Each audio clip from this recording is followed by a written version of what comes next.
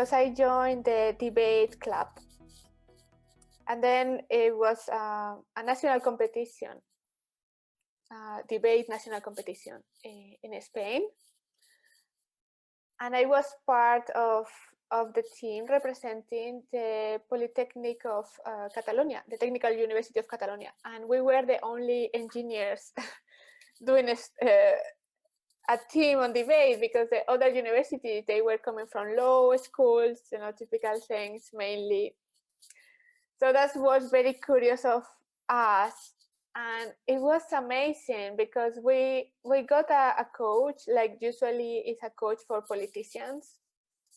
And we had 4 hours per week during 4 years of training on speaking. So for me, I didn't know at that time how this coaching and learning was so important for the future. I mean, so important. And it was not only coaching on public speaking, it was a lot of things of psychology. And the coach, it was Jose Maria Pou, and for him, you can see the personality of the person when it's on a stage. And I remember for me it was so difficult, so difficult. I worked very, very, very hard to do it right. And for me, it was very difficult to do improvisation. So after university, when I was in corporate, one of the things I was forcing myself is to do improvisation, not to prepare any kind of presentation, to force me to improvise. And I only prepared when it was very, very, very, very important presentation. At a university, like it's a debate, you have to document the whole topic, because you have a given topic to debate, pro and con. And then we had to prepare all the documentation, but as well all the arguments and all the possible questions and all the possible answers. So I am super proud. I never lost a debate, but this was so important for me. Like I can answer any kind of question. And I can give any kind of argument. So and this was, I think, when my first experience of public speaking. I think it was a very long time ago. So every time I had to prepare a presentation, so a very important one, I use the people around me to say, okay, I need to practice, and you have to tell me what is going not okay.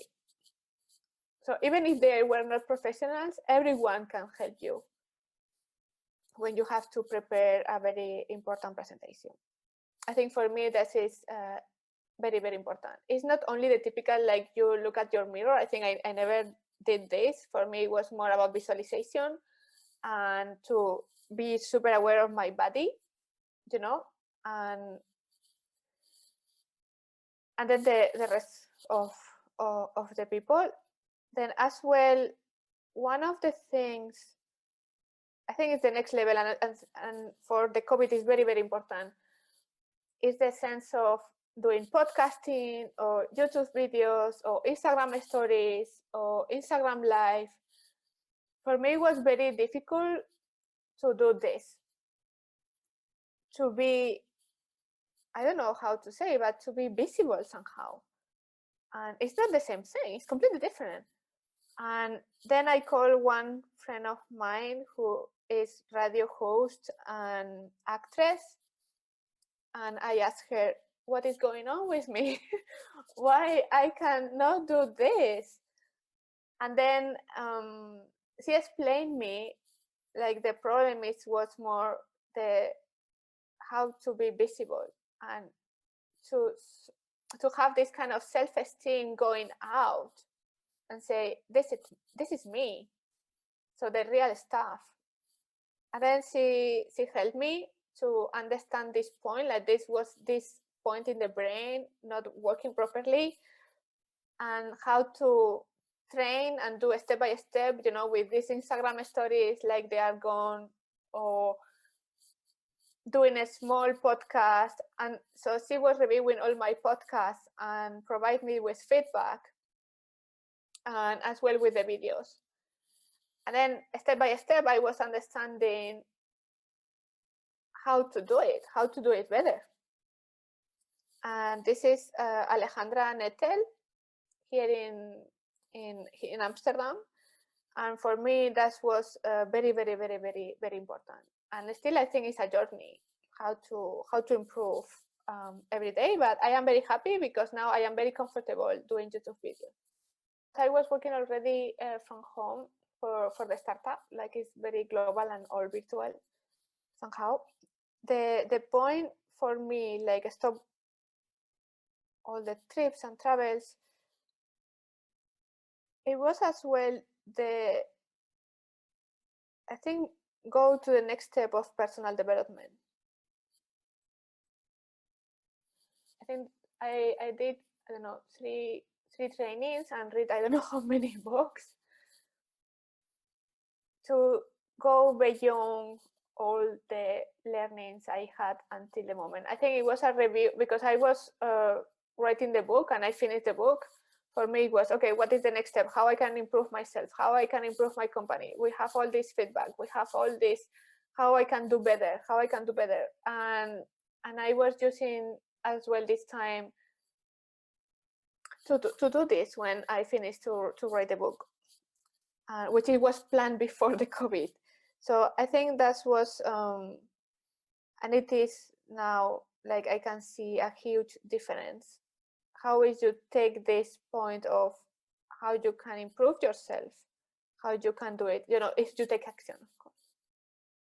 And I don't know if it's because the COVID makes things more like funny, complicated, everyone at home, like dealing more with more emotional intelligence, practicing every day, every minute, and how it's super fascinating. Like you are in balance and you can lose your balance very quickly, and this is and it's very hard to get back to balance. So I think this was the major thing, and how to be more visible. So how to take seriously the whole YouTube, and like if you are not well known, you will not get business, even if you are doing the things right. So for me, this was a huge learning, and then it was the next level in the step of personal development. Personally, I think in the book, I will translate the book into Spanish, and then it's opening a huge new door for me. Like it's not only working in English and everything is in English, but as well to my native language, Spanish. And I didn't do this for many years, 14 years. I am not working in Spanish. So I think this is a huge major change. And I think maybe it was triggered because COVID. Like how I can help with my knowledge and innovation and everything I know from my experience in Europe to bring to the Spanish language. Like could be Latin America, it could be half of US population now, and Spain. The biggest and very tough to learn is like we are responsible ourselves. Like it's not about blaming or who because no, you. If there is not working, it's because you, and you have to learn to make it work. And this is super mega tough to realize. I think we can say this is the biggest learning. One of the, like talking about emotional intelligence as well and psychology and personal growth, whatever, is very, very important. Is even if it's online or it's not online, it's like take a moment to breathe and close your eyes before speaking. Like being present in the moment before you are doing an interview or a conference load or something, because it's like you have to connect to yourself to give all this energy. This is very, very, very, very, very, very important. And even if you have a shit day, whatever, I think I remember Jose Maria Pou saying this, I don't care what the fuck is happening to you. You go there and you do the best you can. And I think this was very, very important for me to remind in any kind of situation, like, even if you are angry, super happy, whatever is thinking, you have to go to back to you, calm, being professional, and give the best you can at that moment. We were discussing with Katia and you how, and innovation, because I am doing innovation, it's my passion, and the platform is about collaboration for innovation and how the people innovate and collaborate together for innovation. And I was triggered about innovation in speaking. Like I was trained in public speaking, so I was thinking how you can innovate this kind of tradition. It's like 2,000 years ago, 3,000 years ago. This is a very old thing, and it was fascinating for me. It's like, well, how we can innovate here? It was a very good starting point. And then in the discussions, we came up with, okay, how you are helping in doing different things in innovation with politicians, or how you change debates in the European Parliament, or how you bring this kind of new ways of doing things, and which is as well innovation. Innovation is not only technology; it's new ways of doing things. So that's why we came out with the part of the expert economy and the expert knowledge economy, because this is the trigger now in the whole social media, in YouTube, in how you communicate, how you bring to yourself as an expert.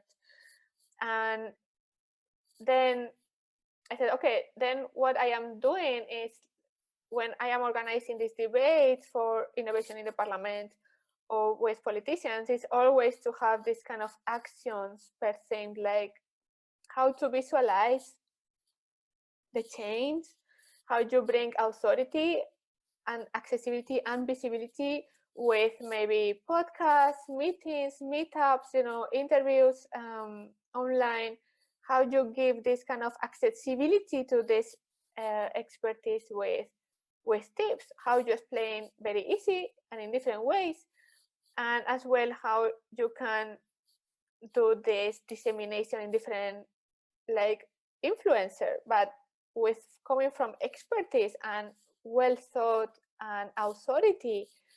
I think this was the trigger, how to translate this in like, well, people need to have this kind of gurus, but if you are only speaking in one conference, you are not bringing this value to the people. And value is when you create this impact and value, not only having a list of emails, but really making value, like they are learning from you. And how to trigger this was the point, how to make, for my understanding, the way I can contribute to the conference.